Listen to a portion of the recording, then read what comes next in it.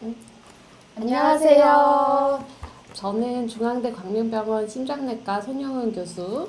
저는 영양관리팀 심지혜 임상영양사입니다. 네, 오늘 드디어 식사관리로 광명찾기 투석 환자분들 편을 만나 뵙게 돼서 이제 너무 반갑습니다.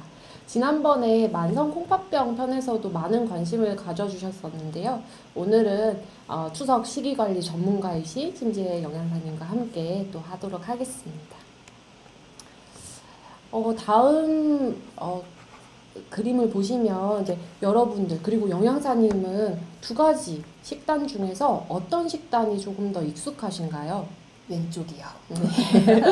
왠지 보시면 왼쪽은 뭔가 많이 먹고 잘 먹은 것 같은 느낌이 들 것 같고, 오른쪽 식단은 왠지 먹으면 그냥 끼니를 때우는 정도의 느낌이실 것 같은데요. 사실은 이 오른쪽의 식단이 현재 복막투석을 받으시는 환자분께서 이제 식단 관리를 시작하시면서 저에게 보내주신 사진입니다. 그리고 꼭 우리가 이제 왼쪽처럼 많이 먹는다 해서 건강하게 잘 먹는 식단이라고 보기는 어렵습니다. 그래서 아마도 이제 많은 분들께서 이제 이렇게 식단을 어떻게 관리해야 될지, 또 건강하면서도 맛있고 만족스럽게 먹을 수 있는지에 대해서 고민이 많으실 것 같아요. 이 시간이 여러분들에게 그런 고민을 덜어줄 수 있는 그런 좋은 시간이 됐으면 합니다.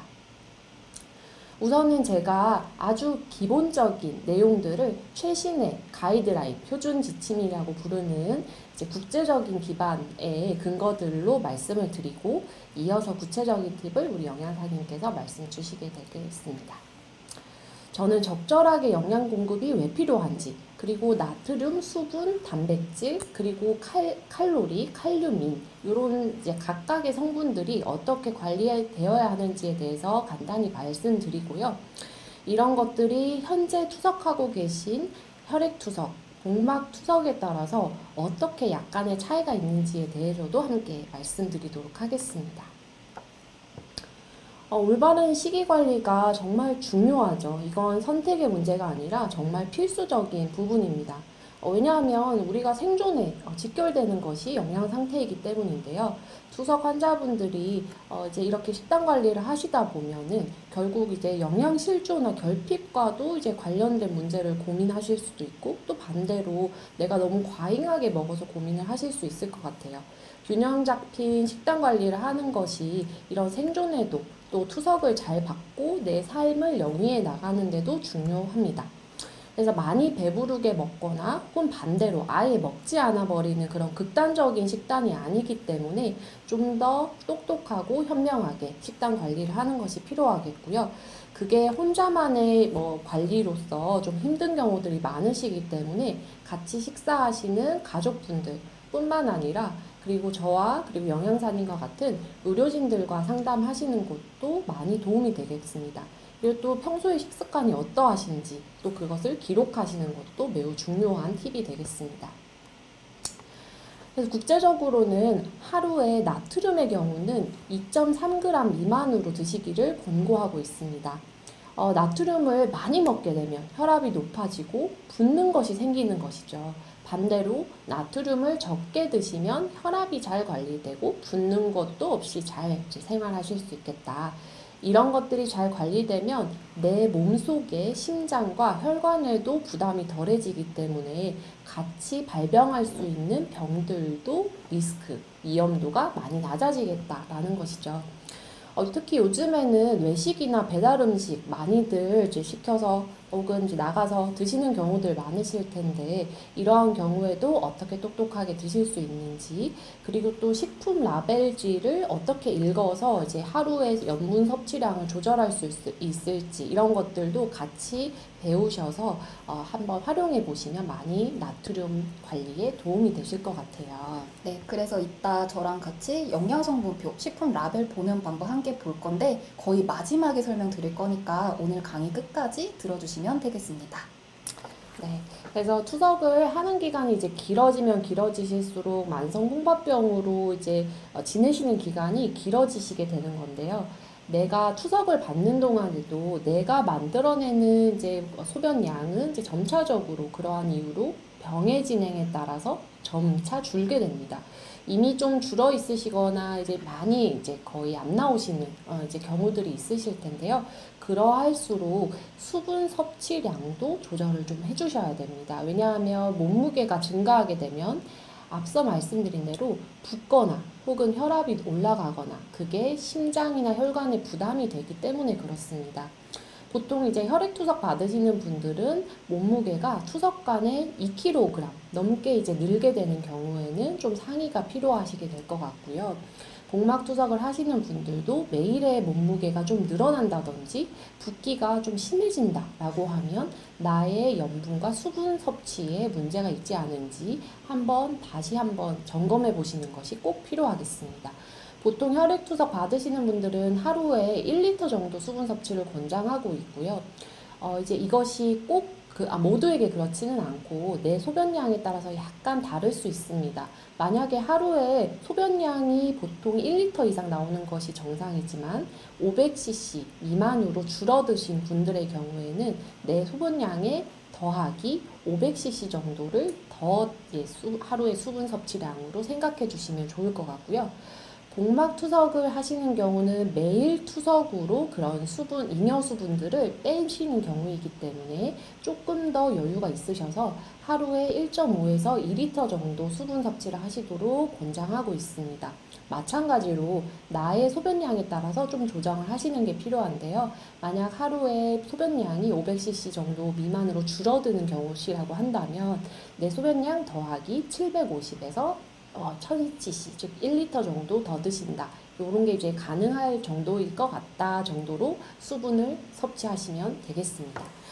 반드시 수분 섭취 조절에는 염분 섭취 조절도 같이 돼야지 효과가 더 좋다는 점 꼭 기억해 주시기 바랍니다. 우리가 단백질 섭취의 경우에는 필수 영양소라서 아주 중요하지만 충분하게 또 양질의 단백질을 섭취하는 것이 또 적절하게 드시는 것이 매우 중요하겠습니다. 그래서 혈액투석 하시는 분들은 내 체중에 1.0 또는 1.2를 곱하기를 해서 그만큼의 그람수를 드시는 게 권고되고요. 복막투석 환자분들은 조금 더 드실 수 있는데 1.2에서 1.3을 곱해서 그 그람수만큼 내가 하루에 드신다. 이렇게 생각하시면 되겠습니다. 영양사님, 그러면 좋은 단백질 식품에는 어떤 게 좀 있을까요? 네, 계란, 흰자나 생선, 가금류, 그리고 지방이 적은 육류의 살코기, 두부 및 콩류 같은 것들이 대표적인 단백질 식품이 되겠습니다. 네, 맞습니다.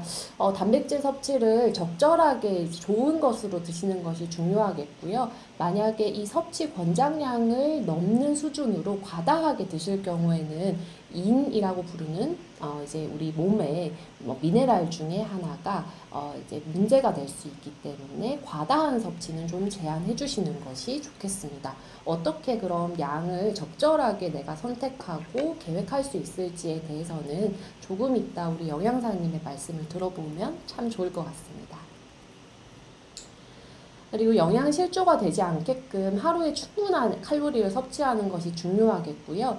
보통은 내 체중에 곱하기 30을 해가지고 킬로칼로리를 하루에 드신다라고 생각하시면 좋겠고요. 내가 활동량이 어떤지 또 내 몸무게 혹은 나이가 어떤지에 따라서 약간의 조정은 있으실 수 있습니다.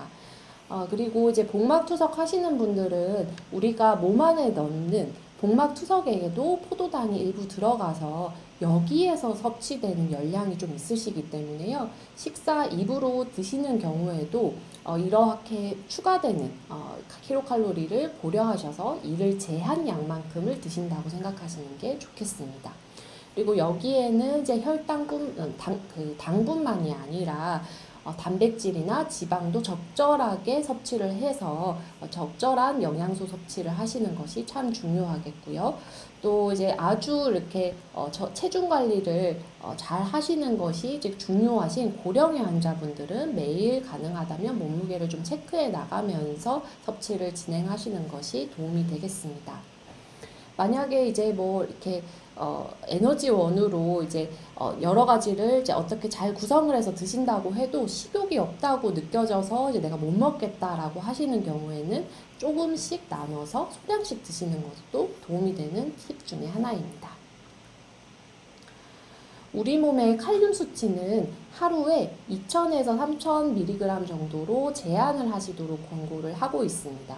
정말 중요한 게 우리 몸의 근육 기능, 심장 근육 기능에 영향을 주는 중요한 미네랄 중에 하나이기 때문에 그렇습니다.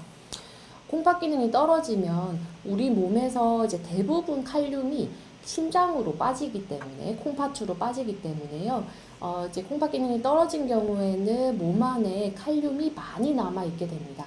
오른쪽 그래프를 보시면 칼륨이 점차 몸 안에 많이 남을수록 이제 우리 그 사망률의 증가에 이제 크게 영향을 준다, 악영향을 준다라는 것이 이미 잘 알려져 있고요. 물론 아주 적은 경우에도 문제가 되겠지만 많이 남는 경우, 특히 콩팥병 환자분들에서 많이 남는 경우에는 더 문제가 될 수 있다는 점을 꼭 유념하시기 바랍니다. 만약에 이제 필요하다면, 규칙적인 피검사에서 이제 계속 관리가 필요하다면 의료진과 상의하에 먹는 약으로 조절을 같이 하시는 경우도 있습니다. 인의 경우에는 정상 범위로 유지하시기를 권고드리고 있고요. 이것이 뼈와 혈관 건강에 이제 관련이 있는 중요한 미네랄이기 때문에 그렇습니다. 그래서 이것은 이제 하루에 섭취되는 단백질 양과도 좀 비례하는 경우들이 많아서 단백질 제한을 좀 하셔야 되는 면이 있고요. 혈액 검사에서 만약에 5.5 이상이다 라고 한다면 식이 조절뿐만 아니라 약으로 같이 복용을 좀 해서 조절을 하시는 것도 상당히 필요하겠습니다. 이때 드시는 흰결합제는 식사로 흡수되는 것을 좀 덜하게 하는 약제이기 때문에 항상 식후 복용을 하시는 것이 도움이 더 되겠다라는 점을 유념해 주세요. 추석으로 좀 일부 비타민이나 미네랄이 좀 빠지는 경우가 있어서 비타민의 경우에는 수용성 비타민 C 그리고 B군의 경우에는 좀 더 보충을 요하는 경우들이 많습니다. 그래서 아마 대부분 투석 환자용으로 이제 복용하는 이런 비타민제를 같이 복용하고 계실 텐데요. 이외에 본인이 따로 이제 복용을 좀 요하신다라고 할 경우에는 너무 과다하거나 성분이 겹치는 경우들이 있을 수 있으니 꼭 의료진과 상담하에 진행하시기를 권고드리고 있습니다. 그리고 앞서 말씀드린 여러 가지 내용들은 무엇보다 내가 어떻게 먹고 있는지를 꼭 알고서는 이제 그 기반으로 좀 조정을 하시는 게 필요하니 식사 일지를 기록한다면 더 잘 적용할 수 있는 방법이 되겠고요. 이를 바탕으로 의료진과 상의해 보시는 것도 더 도움이 되겠습니다. 현재 중앙대학교 광명병원 신장내과 진료실에서도 이러한 점들을 같이 상담드리고 있으니 필요하시다면 한번 생각해 보세요. 그러면 이제 지금부터 제가 더 이상 고민이 필요 없는 쉽고 정확한 투석 식사 가이드 알려드리도록 하겠습니다. 먼저 식사요법을 왜 실천해야 될까요? 저희가 식사요법을 잘 실천해 주시면 여러 가지 합병증을 예방하고 콩팥의 기능이 떨어지는 속도를 좀 더 늦춰서 좋은 영양 상태, 좋은 콩팥 기능이 유지되고 이를 통해 건강한 삶을 영위할 수 있기 때문에 해주셔야 되는 겁니다. 그러면 이제 가장 먼저 많은 분들이 제일 힘들어하지만 그만큼 너무 중요한 내용이죠. 싱겁게 먹기에 대해서 설명을 드릴 건데 그 전에 자가 진단을 한번 해볼 거예요. 제가 하나씩 설명을 드릴 건데 해당이 되면 1점씩 추가해서 총 5점 이상이라면 나는 짜게 먹는 편이구나 이렇게 생각해 주시면 되겠습니다. 그럼 하나씩 읽어볼게요. 생채소보다 김치를 좋아한다. 그리고 별미밥이나 덮밥을 좋아한다. 양식보단 중식, 일식을 선호한다. 말린 생선이나 고등어, 자반을 좋아한다. 명란젓 같은 젓갈류가 없으면 섭섭하다. 음식이 싱거우면 간을 더 한다. 국찌개, 국수 등의 국물을 모조리 먹는다. 양념장을 듬뿍 찍어 먹는다. 그리고 외식이나 배달음식 먹는 경우가 잦다. 샐러드에 양념장을 잘 사용한다. 라면 국물도 다 먹는다. 그리고 젓갈 장아찌를 잘 먹는다. 교수님 저는 한 2점 정도 나왔거든요. 교수님 몇 점 나오셨을까요? 네, 저는 간신히 4점으로 이제 간신히 면했네요. 네, 그러면 저와 교수님은 둘 다 싱겁게 먹는 편이라고 할 수 있겠습니다. 그러면 저희가 도대체 왜 싱겁게 먹어야 될까요? 앞서 교수님께서도 말씀을 해주셨지만 소금 같은 경우 이제 짜게 먹으면 몸 안에 수분이 축적이 돼요. 이게 흡수될 때 수분을 끌어당긴 상태로 흡수가 됩니다. 쉽게 설명드리면 밤에 라면 먹고 자면 아침에 팅팅 붓잖아요. 그러니까 몸 안에 수분이 축적이 되고 혈압이 올라가고 이거를 다시 조절하기 위해서 콩팥의 기능은 더 떨어질 수가 있습니다. 세계보건기구에서는 하루에 소금을 5g 섭취하라고 말을 해요. 근데 이게 소금 5g 사용하세요는 아닙니다. 자연식품 그 자체에 포함되어 있는 2g을 빼고 3g을 사용하는 게 저염식이니까 매 끼니 소금 1g씩을 쓰는 게 완전한 저염식이라고 볼 수 있겠죠. 그래서 이 소금 1g이 대체 얼만큼이냐? 밑에 제가 사진을 놨는데 왼쪽은 계량 스푼이라 조금 가늠이 안 되실 것 같고 오른쪽에 있는 그림을 참고해 주시면 돼요. 저희 아이스크림 사 먹으면 주는 스푼 있죠? 그걸로 절반 정도, 요거트 떠먹는 거로는 살짝 가장자리가 남는 게 소금 1g입니다. 오른쪽에 간장, 된장, 고추장은 그 밥숟가락 기준으로 좀 예시를 뒀기 때문에 매 끼니마다 이 중에 하나를 골라서 쓰는 거예요. 근데 반찬 두세 가지에 이거를 나눠서 쓰면은 다 싱거워서 식사를 잘 못하세요. 맛이 없거든요. 그렇기 때문에 가능하시면은 이거는 진짜 내가 싱거우면 못 먹겠다는 반찬 한두 가지에 몰아서 사용하시는 게 식사량도 유지하시면서 좀 더 싱겁게 드실 수 있는 방법이 되겠습니다. 그리고 조금은 싱거워도 그래도 식사량을 유지할 수 있는 방법에 대해 설명드릴게요. 국찌개 숟가락 쓰시면 안 됩니다. 일단 식탁에 국이나 찌개가 올라오면은 스푼을 그냥 밥숟가락을 놓지 마시고 젓가락 식사법 해주시면 돼요.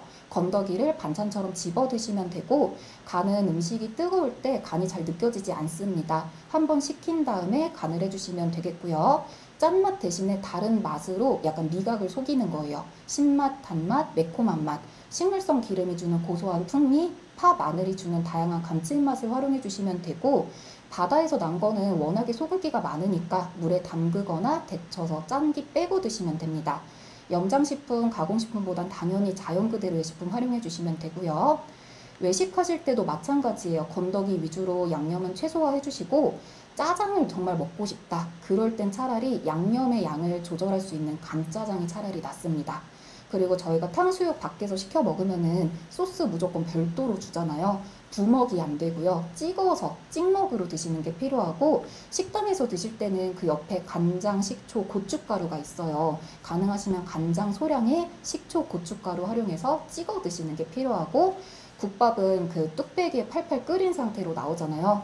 음식이 뜨거우면 간이 안 느껴지죠. 그러니까 간을 추가로 해야 되는 상황에서는 건더기를 한번 덜어내고 김이 한번 식은 다음에 조금씩 넣어서 드셔주시면 되겠습니다. 그리고 가정에서 활용할 수 있는 몇 가지 저염 레시피를 소개해 드릴 거예요. 식약처의 마이나슈 홈페이지에서 발췌했습니다. 먼저 유자 샐러드 라면이에요. 정말 생소하죠. 근데 이거는 라면 스프를 대신해서 유자청이나 식초 이런 것들을 활용하는 건데 라면 스프 이제 한 봉지가 하루 먹어야 되는 나트륨 한 절반 정도 포함되어 있다고 합니다. 그래서 라면 스프 대신에 약간 새콤달콤하게 해서 무쳐 드시는 거고 여기 또 하나의 팁이 있어요. 면을 데칠 때 물을 많이 넣어서 나트륨을 더 뺐다고 합니다. 이런 팁을 활용해 주시면 도움 될 것 같고 참나물 매콤 함박 스테이크도 있어요. 보시면은 고추장 10g, 밥숟가락으로 하나니까 소금 1g과 동일하죠. 밑에 소금 1g이 또 있으니까 이 레시피는 소금을 2g 사용한 레시피입니다. 근데 제가 집에서 한번 직접 만들어 봤어요. 참나물은 칼륨이 많으니까 그 대신에 이제 칼륨이 좀 적은 깻잎, 향미채소로 깻잎을 좀 활용했고 고추장은 반으로 덜어서 사용했고 소금은 그냥 넣었어요. 그러니까 소금 1.5g이 포함된 레시피죠. 근데 이거는 기름에 한번 지진 다음에 양념을 넣어서 졸여서 먹는 거기 때문에 생각보다 맛도 괜찮았습니다. 그래서 이런 방법을 활용해 주시면 도움 될 것 같은데 반드시 하나 짚고 넘어가야 되는 게 있어요. 여기 있는 레시피는 염분을 이제 제한하기 위해 초점을 맞춘 레시피이기 때문에 제가 노란색으로 표시한 것처럼 칼륨이 많은 식재료가 종종 등장합니다. 그러니까 이거를 그대로 활용하시기보다는 좀 팁들을 쏙쏙 골라서 사용해 주시는 게 필요하겠습니다. 그리고 나트륨을 주의하는 만큼 또 수분도 필요한 만큼 양을 조절해서 드셔야 되죠. 물을 많이 먹으면 투석 사이 체중 증가가 유발되고 호흡이 가파지거나 아니면 복부 팽만감이 유발될 수 있기 때문에 정해진 양 정도로 조절해 주셔야 됩니다. 아까 교수님께서 수분 섭취를 조절하기 위해선 나트륨도 조심하셔야 돼요 라고 말씀해 주셨죠? 왜냐하면은 짠 거, 그리고 단 거, 이런 것들은 몸 안에 수분을 축적시키기도 하는데 갈증을 더 유발하거든요. 그러니까 짜게 먹으면 물을 많이 먹는 거, 이거랑 똑같겠죠. 그렇기 때문에 짜거나 단맛이 강한 건 주의하시고 양을 조절해야 되니까 이제 양을 가늠할 수 있는 병에다가 이제 담아서 드시는 게 권장됩니다. 근데 갈증은 계속 날 수밖에 없잖아요. 그럴 때는 차가운 물로 입을 헹군 다음에 뱉으시거나 얼음 물고 계셔도 됩니다. 그리고 어느 정도 달고 신 것들은 침분비를 자극해줘요. 근데 설탕이 많은 거는 수분을 오히려 빼앗아 버리니까 무설탕으로 된 사탕이나 껌을 활용해 주시면 되겠습니다. 과일을 차갑게 얼려서 샤베트처럼 드셔도 되고요. 또는 컵으로 드시면 물을 한 번에 많이 먹을 수밖에 없으니까 빨대 활용해서 천천히 조금씩 드셔주시면 되겠습니다. 근데 꼭 이렇게 생수 많이 드셔야 돼요 설명드리면은, 생수를 위주로 드셔야 돼요 라고 설명드리면은 나 물에서 비린내 나서 못 먹겠어 이러시는 분들 꼭 계세요. 그럴 경우에는 물에다가 소량의 과일을 슬라이스해서 넣어서 드시거나, 더 많은 청량감을 원하실 경우에는 탄산음료보다는 탄산수에다가 과일이나 과일청 넣어서 드시는 게 차라리 낫습니다. 그러면 교수님, 생수가 어려울 때 보통 보리차를 찾으시거든요. 보리차는 먹어도 괜찮을까요? 네, 보리차에는 이제 우리가 문제가 될 수 있는 과당이라든지 혹은 이제 나트륨 양 자체가 거의 없기 때문에 같이 만약에 병용을 하신다고 하면 이제 청량감 해소에 도움이 될 수는 있을 것 같아요. 단독으로 드시지 않고 좀 섞어서 이제 같이 드신다고 생각하면 되겠습니다. 네, 그러면 보리차도 어느 정도 허용되는 걸로 하고요. 그러면 조금 더 이제 환자분들이 정말 많이 여쭤보 주시는 내용들 더 설명드릴게요.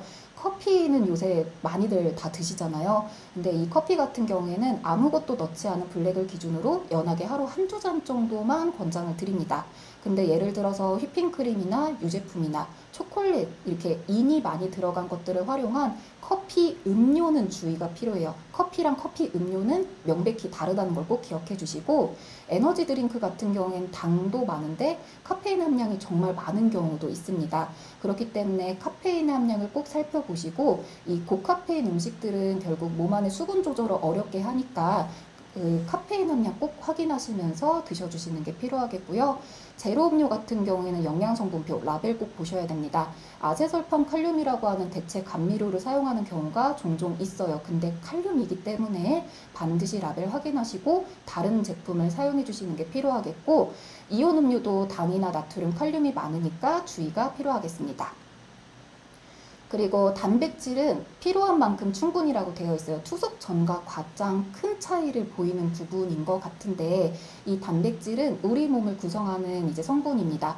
하지만 몸 안에서 소화되고 흡수되는 과정에서 노폐물, 요독을 형성하고 콩팥이 이거를 다시 걸러줘야 되는데, 기능이 떨어진 상태에서는 이제 몸 안에 쌓여서 요독증이 발생할 수도 있습니다. 근데 저희가 투석 중에는 몸 안에 손실되는 이 단백질도 많기 때문에 필요한 만큼은 충분히 드셔야 돼요.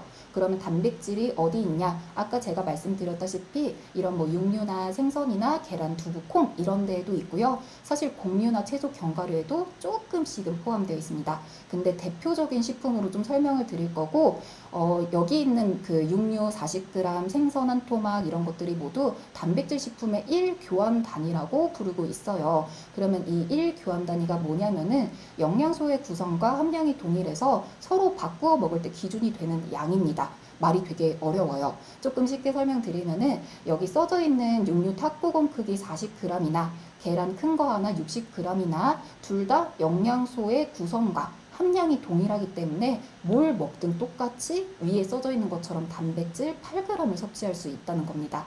그러면 뭘 통해서 섭취해야 되는지 알아봤으니까 얼마큼 드셔야 되는지도 설명드릴게요. 열량 같은 경우에는 보통 기준 체중의 30칼로리를 곱하시면 됩니다. 근데 다만 70세 이상으로 정말 연령이 높거나 체중이 많이 나가거나 정말 거의 누워있을 정도로 활동량이 적어요. 그럴 때는 기준 체중의 28을 곱해주시면 되고요. 단백질은 이제 혈액투석의 경우에는 1.0에서 1.2g, 복막투석에서는 이제 1.3g까지 곱해서 산출할 수가 있겠습니다. 근데 제가 조금 더 쉽게 설명드리고 싶어서 표를 좀 준비했어요. 키와 성별과 투석 방법에 따라서 단백질을 몇 교환 단위 드셔야 되는지 표를 준비했는데, 일단 제일 중요한 거는 하루 필요한 양을 3끼니에 나눠서 드시는 겁니다. 한 번에 몰아서 드시면 요독도 쉽게 쌓이고 인 같은 경우에도 조절이 어려울 수가 있으니까 반드시 나눠서 드셔야 되는 거고, 70세 이상이거나 활동량이 적을 경우에는 여기 써져 있는 것보다는 100칼로리 낮은 구성으로 드셔주시는 게 권장됩니다. 그러면 첫 번째 예시를 들어볼게요. 혈액투석 중인 키 170cm, 52세 남성입니다. 그러면 여기 키 따라서 170cm, 남성분은 파란색 글씨로 해놨어요. 그러면 1900칼로리, 혈액투석 중이니까 6교환 단위 드시면 된다고 써져 있죠. 근데 예를 들어서 이분이 고기를 정말 좋아하세요. 나 오늘 하루 종일 고기만 먹을 거야. 그 예시로 설명을 좀 드릴 건데, 당연히 고기는 포화지방이나 동물성 지방 많으니까 살코기 위주로 드셔주시고, 이제 몰아서 드시면 안 된다는 거 꼭 기억하셔야 되니까, 끼니당 여기 써져 있는 게 1교환 단위니까요. 2교환 단위씩 총 하루에 3번 드셔주시면 됩니다. 이게 6교환 단위고 나눠서 드시는 그 양이라고 생각해 주시면 될 것 같아요. 그러면 다른 예시를 하나 더 들어볼게요. 복막투석 중인 키 150cm, 70세 여성분입니다. 그러면 이렇게 키를 따라서 150cm 그리고 여성분 분홍색 글씨 따라가면 1400칼로리처럼 보이는데 70세 이상이잖아요. 100칼로리 낮은 구성, 1300칼로리의 복막투석이니까 5교환 단위 드시면 됩니다. 그러면 앞서 말씀드렸던 예시보다는 조금 더 골고루 드시는 경우 어떻게 하시면 되느냐?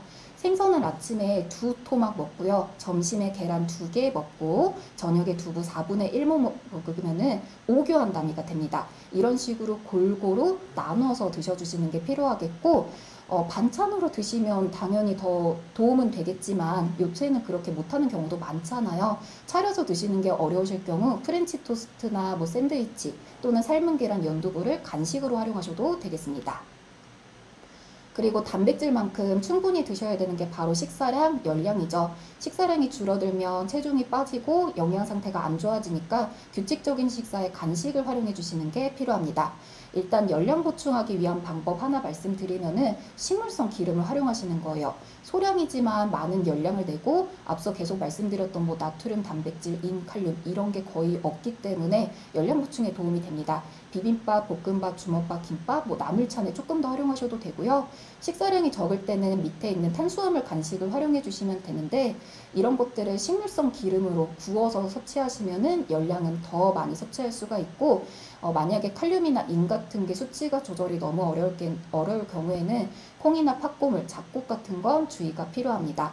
그리고 칼륨의 함량에 따라 이제 저중고 함량 이렇게 과일 같은 게 나눠지게 되는데, 수치 보시면서 섭취량과 빈도를 조절해 주시면 되겠고요. 칼슘 보충하기 위해 우유 같은 경우에 하루에 한 팩, 그리고 단순당, 뭐 사탕 젤리 꿀이나 통조림 과일 활용하셔도 되는데, 혈당 관리 필요하실 경우에 반드시 주의가 필요하겠습니다. 그러면 투석 방법에 대해 관련해서 이제 조금 더 나눠서 설명을 드리면은, 혈액 투석을 하시는 경우 그 투석일 당일에 입맛이 없고요. 메스꺼움, 구토나 피로감 등으로 인해 식사량이 줄어드는 경우도 있습니다. 그리고 투석 중에는 이제 섭취가 불가하기 때문에 끝나고 외식을 하시는 경우도 좀 자주 있더라고요. 그래서 이제 좀 챙겨 오실 수 있는 최대한 간단한 이제 음식들을 몇 개 생각을 해봤는데, 두부 주먹밥 같은 경우에는 곡류, 어육류, 채소, 지방이 다 이루어져 있으니까 조금 번거로워도 이렇게 드셔주시면 많은 도움이 되실 것 같고, 나는 이것까진 못하겠어요 그러시면은 식용유에 살짝 구운 식빵 2장에 잼 발라서 계란 하나 넣어서 토스트 싸우셔도 됩니다. 아니면 요새 냉동떡 잘 나오니까 냉동 백설기에 뭐 두유나 우유 한 팩 이렇게 간단하게 요깃거리로 드셔도 되겠고요. 반면에 이제 복막투석 같은 경우에 투석액 자체에 열량이 어느 정도 포함이 되어 있기 때문에 식사도 잘 하시고 열량도 계속 보충이 되면은 체중도, 혈당도, 중성지방 수치도 올라갈 수 있습니다. 그러니까 식사량이 부족하실 때 보충해 주시는 개념으로 활용해 주시고요. 사실 요새는 정말 3끼니 챙겨 먹는 게 많이 어렵잖아요. 그러면 하루에 한두 끼니만 먹어도 돼요? 이렇게 여쭤보시는 경우 많은데, 일단 이렇게 드시면 열량 자체가 부족해질 수밖에 없겠죠. 그리고 한 번에 많은 양을 몰아서 먹을 수밖에 없습니다. 그러니까 가능한 이제 밥과 반찬의 형태가 아니더라도 간단한 형태로라도 하루 3번 규칙적으로 드시는 게 필요하겠습니다.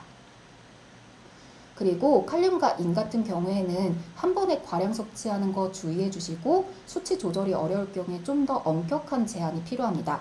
근데 이거 둘 다 물에 담그거나 뭐 삶거나 데치면 좀 함량을 많이 줄일 수가 있는 거라는 거 꼭 기억해 주시면 되겠고, 칼륨 같은 경우에 주로 특히 채소, 과일 이런 데 보통 많이 들어있고요. 그 외에도 감자, 고구마, 옥수수 같은 구황작물, 뭐 잡곡류 아니면은 이제 견과류 같은 것들 이런 데 보통 많이 들어있습니다.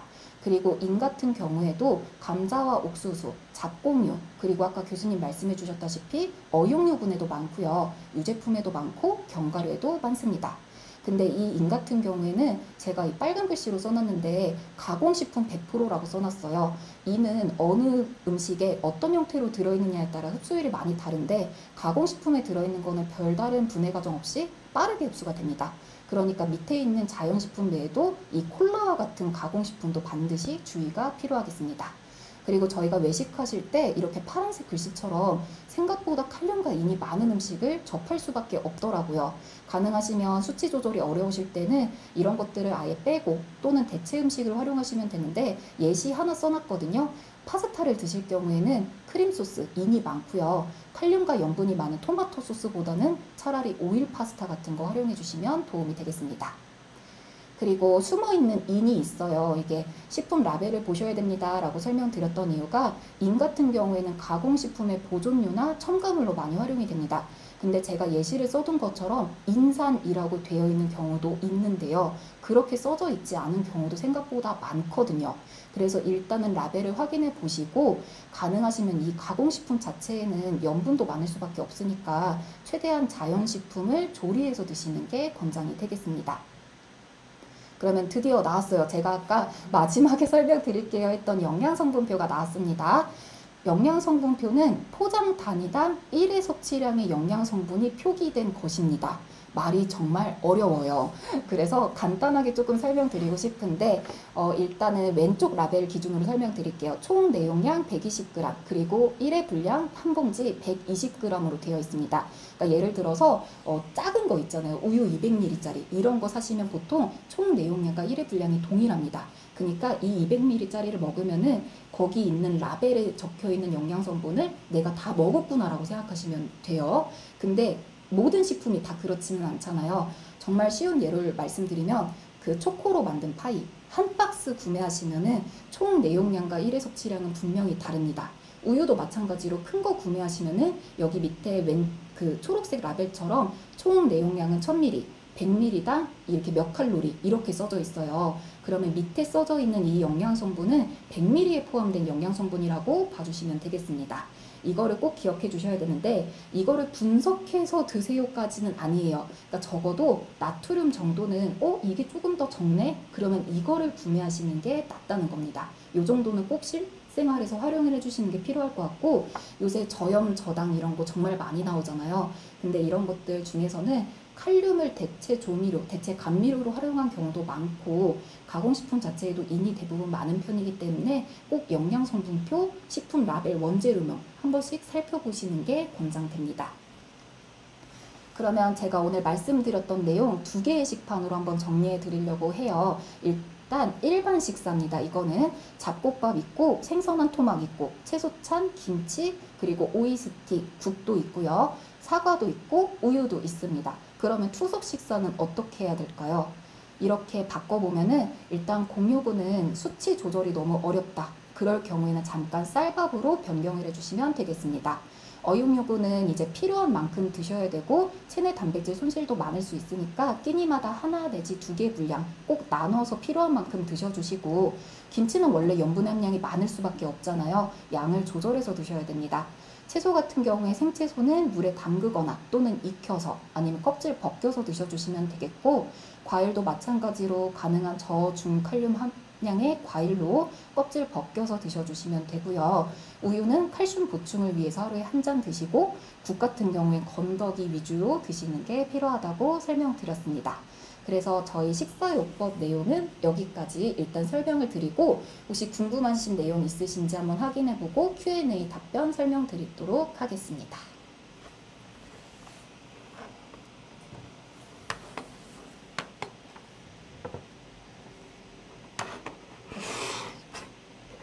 요즘 질문이 정말 많네요.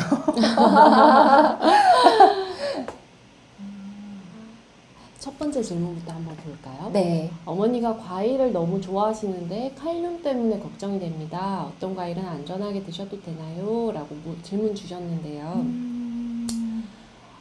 일단 어머님께서 피 검사를 했을 때 칼륨 조절이 어떻게 되고 계시는지를 알고 계시는 게 1번일 것 같습니다. 그리고 거기에 따라서 아까 말씀드린 하루에 드시는 칼륨 양을 이제 어떻게 조금씩 조절해 볼지, 줄일지, 그대로 갈지, 더 드실지, 뭐 이런 것들을 결정하시면 되는데, 보통은 이제 칼륨이 이제 더 드셔야 되는 경우는 잘 없고, 뭐 유지를 할 수 있을지, 아니면 더 줄여야 될지, 이 과정이실 것 같은데요. 네. 어떤 과일이 안전하신지 정말 과일 좋아하시는 분은 너무 큰 고민이실 것 같아요. 그렇죠. 네. 근데 모든 과일은 사실 네. 칼륨이 다 들어가 있긴 하죠, 선생님. 네, 그럼요. 다 들어있는 편이고, 제가 아까 그 짧게 좀 넘어갔는데, 과일 중에서는 이제 고함량 같은 경우에는 토마토류 같은 거, 아니면 뭐 참외, 천도복숭아, 키위나, 그리고 이제 좀 많이 나오는 거, 곶감 같은 거, 네, 그런 것들도 좀 칼륨 함량이 높은 편이거든요. 그래서 이런 것들 꼭 주의가 필요하겠고, 이제 또 맛있게 나오는 과일이 하나 또 있어요. 사과. 네, 사과 같은 경우에는 칼륨이 저함량입니다. 네, 그래서 이제 칼륨 수치 조절에 따라 무조건 이제 다르게 드셔야 되는 거는 맞지만, 가능하시면 껍질을 조금 벗겨서 드셔주시면 조금 더 칼륨의 함량을 줄인 상태로 섭취가 가능하시겠죠. 이 정도 내용 참고해 주시면 될 것 같습니다. 네. 사과의 경우도 이제 과일 깎아서 이제 적당한 양을 드시는 게 필요하거든요. 맞습니다. 네. 다음 질문 보겠습니다. 30대 여성인데 살이 많이 쪘습니다. 제가 먹는 양에 비해 살이 찌는 것 같고 너무 부으시는 것 같다는 말씀이시네요. 근데 이상한 건 저녁을 굶은 날에도 이제 더 붓기가 빠지지 않고 오히려 심해지시는 것 같다. 이게 혹시 대사 문제나 부종을 볼 수 있나요? 라는 말씀이신데요. 아마 이제 뭐 투석을 하시는 경우라고 하면 이제 혈액투석인지 복막투석이신지에 따라서도 약간 이제 다르실 것 같아요. 이제 혈액투석 하시는 분들이면 사실 격일로 이제 투석을 통해서 이제 붓기를 빼시기 때문에 투석을 안 받으시는 날에는 좀 심해지시는 경우들이 분명히 생기실 것 같고요. 저녁이더라도.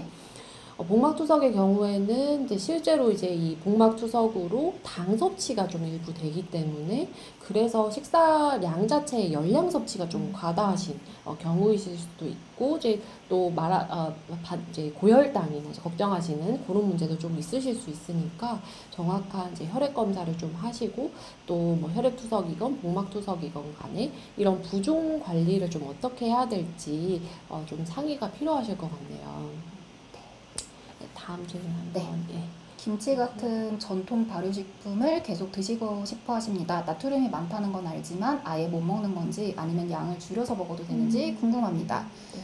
이제 보통 연령이 높으신 분들은 김치 없으면 식사 못 하시는 경우가 좀 많잖아요. 네, 그래서 이거를 완전하게 금지한다기보다는 양을 조금씩 조절해서 드시는 게 낫고, 그러니까 묵은지보다는 차라리 그냥 일반 김치가 낫고, 일반 김치보단 차라리 겉절이가 낫습니다. 그러니까 김치 없으면 식사 못 해요 그러실 경우에는 차라리 염분의 함량이 제일 적은 겉절이를 활용해 주시고, 그거는 못 먹겠다 하면 일반 김치, 그리고 묵은지 정도는 정말 나트륨이 고농축되어 있다고 볼 수도 있겠거든요. 이게 계속 이제 농축이 되는 형태다 보니까. 그러니까 묵은지는 조금 주의하셔야 된다. 이 정도로 정리할 수 있겠습니다. 네.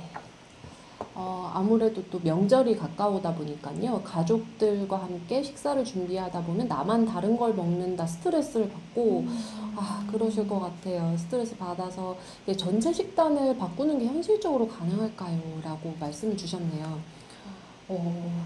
어렵죠. 사실 조금 어려울 것 같기는 해요. 일단 이게 나만 다른 걸 먹는다라는 것 자체가 약간 심리적인 약간 박탈감을 좀 느낄 수밖에 없잖아요.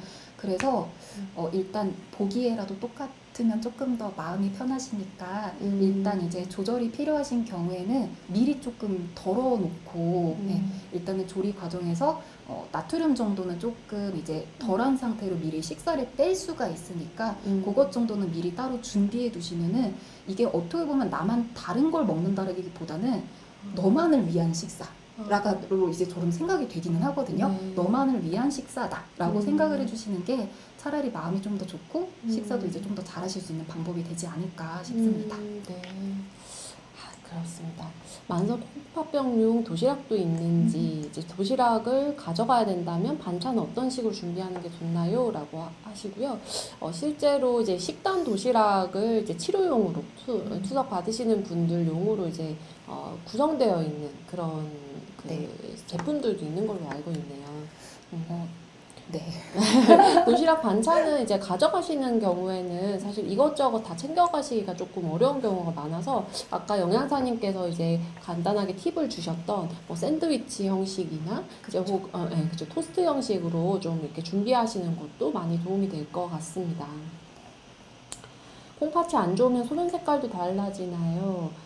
콩팥 기능 저하와 관련이 있을 수 있나요? 라고 하셨는데요. 뭐 요거는 이제 뭐 식단 관리와 이제 꼭 관련된 건 아닐 수 있지만 아까 소변량 말씀을 좀 드렸으니까요. 이제 뭐 정상 콩팥은 이제 수분 섭취량이 적어지면 이제 소변 색깔이 좀 진해지면서 이제 농축이 된 소변을 봐서 내 몸의 수분을 좀 가지고 있으려고 이제 노력을 합니다. 그렇지만 이제 투석 받으시는 분들은 그런 기능 자체가 떨어져 있어서 소변 색깔만으로 이제 판단하기는 조금 어려우신 경우가 많습니다. 이제 콩팥이 안 좋으면 물을 많이 마시는 게 좋을지 제한해야 되는지에 대해서 말씀을 주셨고요. 이제 수분 섭취량도 마찬가지로 이제 개인별로 이제 좀 조정이 약간 필요하신 부분이라 헷갈리실 것 같아요. 이제 우리가 투석을 받지 않으시는 경우에도 하루에 1리터 정도는 이제 좀 드시는 게 필요하겠다. 뭐 맹물뿐만 아니라 모든 수분 섭취량 포함입니다. 그 정도로 말씀을 드리고 있는데 투석을 받으실 정도로 콩팥 기능이 이제 떨어지시는 경우는 내 소변량 자체가 만들어지는 것이 많이 드시더라도 많이 안 나옵니다. 그래서 이제 투석을 받으시는 분들은 내 소변량의 기준으로 해서 플러스 500cc 정도로 생각하시면 가장 안전하겠고, 복막 투석은 이제 너무 힘드시다면 한 750에서 1리터까지도 플러스 해주실 수 있다. 이렇게 생각해 주시면 좋습니다.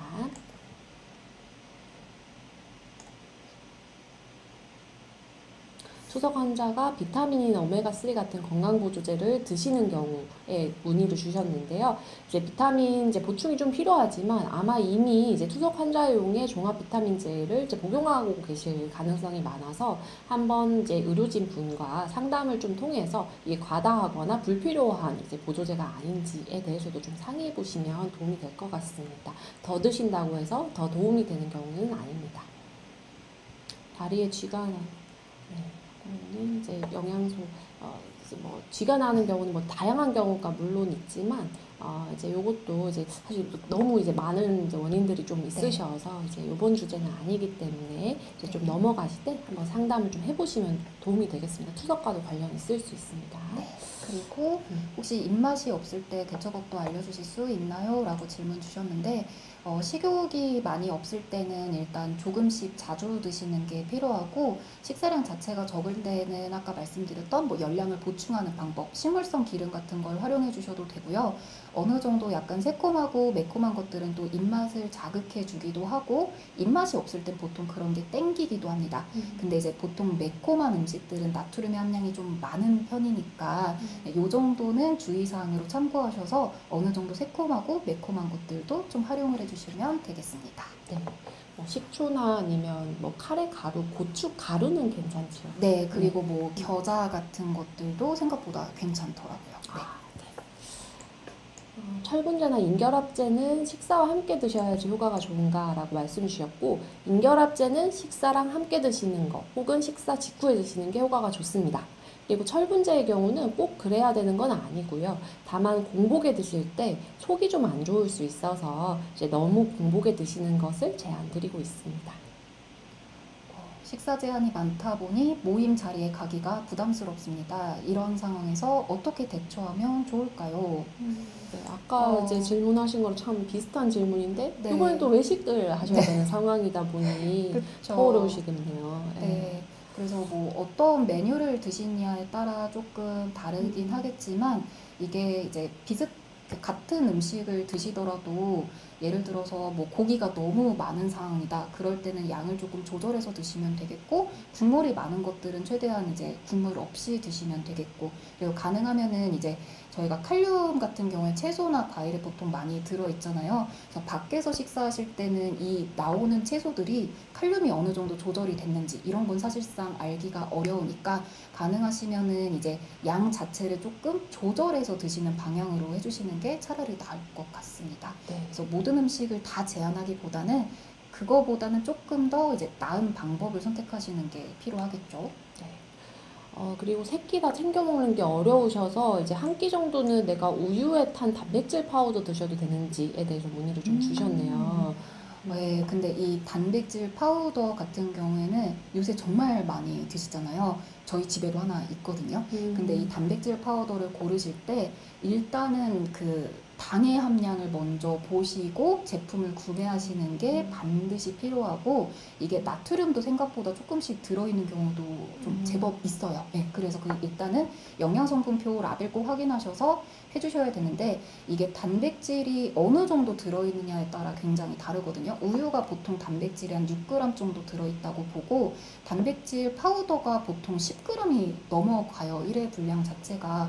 그러면 한 번에 20g 정도를 섭취하게 되는데 이게 나한테 정말 적정한 양인가에 대해서는 한번 조금 더 심도 있는 상담이 필요하지 않을까 싶기도 합니다. 네. 그래서 일단은 단백질의 양을 좀 참고해서 봐주시면 되겠고 공유근 자체가 조금 부족하니까 간단하게 뭐 모닝빵이나 식빵 한 장 정도 곁들여 드시는 게 조금 더 권장될 것 같아요. 네. 아마 뭐 비타민, 미네랄 이런 이제 얘기들이 많다 보니까 비타민 문의도 많으신 것 같은데 사실 이제 비타민 포함해서 앞서 말씀드린 모든 성분들이 사실 적정하게 있는 게 참 중요하다라는 점이 참 어려운 점이기도 하고 하지만 또 꼭 지켜야 되는 우리의 원칙인 것 같습니다. 그래서 우리 영양사님이 오늘 말씀 주신 여러 가지 팁들을 또 참고하셔서 이제 개별적으로 어떤 게 더 문제가 되는지 이런 걸 봐서 이제 좀 조절을 하시는 게 좋고 비타민의 경우 이제 많이 드시는 경우라고 해서 더 좋은 것은 아직 알려진 건 없고 적정하게 드시는 것이 필요하다라는 점 다시 한번 말씀드립니다. 네, 일단 저희 강의는 여기까지 마치도록 할 건데요. 제가 아까 식판 2개로 오늘 식사요법의 내용을 정리해서 설명을 드렸잖아요. 제가 정말 말씀드리고 싶은 거는 아까 식사 구성이 크게 다르지가 않았어요. 그래서 일단은 이제 나만 다른 걸 먹어, 나만 이렇게 다르게 해야 돼, 이렇게 위축되시기보다는 구성 자체는 비슷하지만 당연히 아무런 음식이나 아무렇게나 드시면 안 되잖아요. 조금 더 이제 신경을 써주시면은 일반 식사와 거의 동일한 수준이라고 봐주시고 식사요법 오늘 잘 실천하셔서 다시 광명 찾으시기를 바라겠습니다. 네. 이런 식단 관리가 말씀하신 것처럼 정말 건강하고 맛있게 먹는 데까지 가는 거는 정말 긴 여정인 것 같아요. 그래서 한꺼번에 너무 안 된다고 해서 실망하시거나 포기하지 마시고 계속적으로 이제 상담과 이제 또 논의를 통해서 지속해서 수정해 나가시면 되는 부분이고요. 이제 그런 점에서 이제 오늘 말씀드린 많은 내용들을 저희 진료실과 그리고 또 영양팀 그리고 책자와 그리고 동영상 여러 가지 형태로 제공드리고 있고 오늘 영상도 추후에 다시 한 번 더 보실 수 있으니까 이제 계속해서 잘 관리하시길 바랍니다. 그럼 오늘은 여기까지 하겠습니다. 네, 감사합니다.